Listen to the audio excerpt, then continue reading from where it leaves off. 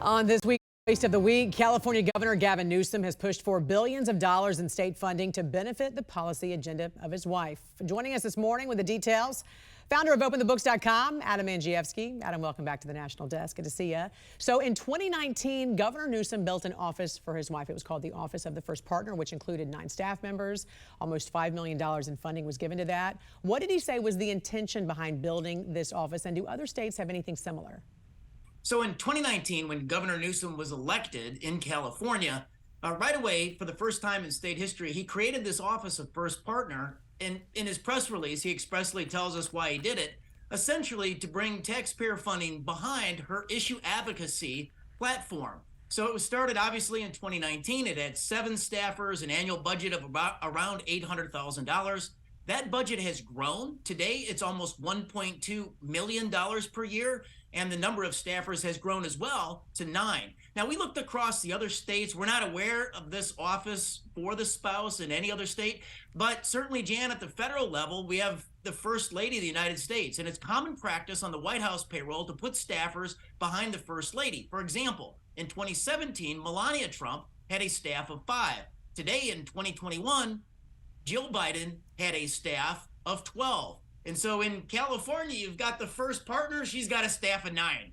So this is not uncommon then on the federal level, as you mentioned before. This goes a little bit deeper, though, because his wife also heads numerous organizations, one being a nonprofit called the Representation Project, another being a for-profit film production company, Girls Club Entertainment. She's an actress. She's a filmmaker. She writes and directs gender identity films, and then California public schools pay her a licensing fee to play those films in class. Is that what I'm understanding? How does this work?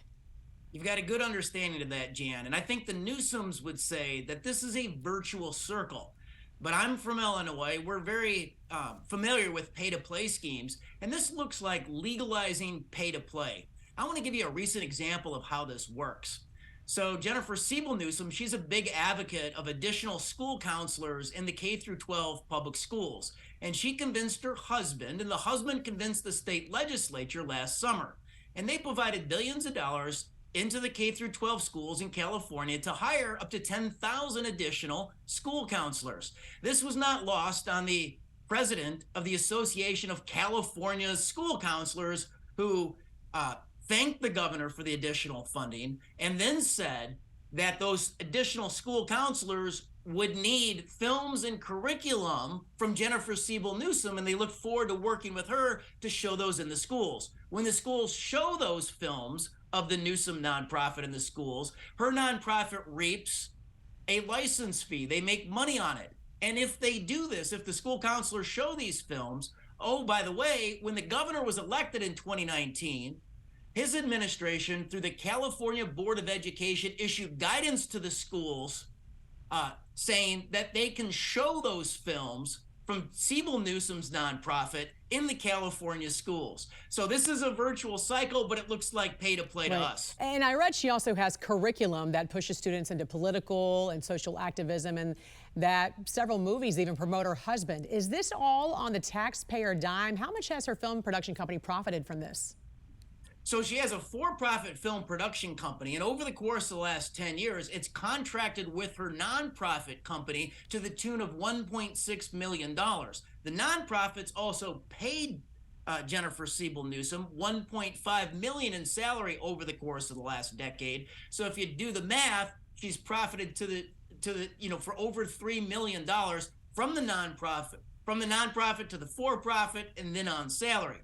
Look, it looks like they're quadruple dipping the taxpayer dime, because at the end of the day, in the films and the curriculum, the governor also stars, and students are asked to vote for, in the future, politicians that espouse the same public policies as Governor Gavin Newsom. And then toward the election last November, he tweeted out that adults and children should watch that film ahead of the election. Yeah, how is this even legal? The Representation Project, by the way, came under scrutiny after reports, newspapers there in California did an investigation there that several publicly disclosed donors were influencing Governor Newsom.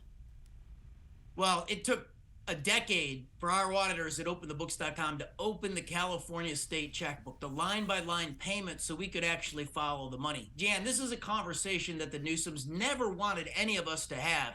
They, alongside the Comptroller of California, fought for years to keep the state expenditures hidden and secret. When we follow the money, what we found was Governor Newsom engaged in the highly unethical practice of soliciting up to 1,000 state vendors for $10.6 million in campaign donations. And Jennifer Siebel Newsom's nonprofit also solicited state vendors for 5- and 6-figure donations to the nonprofit.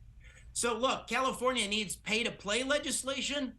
Even in Illinois, if you're a state contractor, you can't give in the governor's race, and the Newsoms should extend that not only to his political fund, but also to her nonprofit. Founder and CEO of OpenTheBooks.com, Adam Andrzejewski, we appreciate you joining us here this morning. Have a great weekend. Thank you.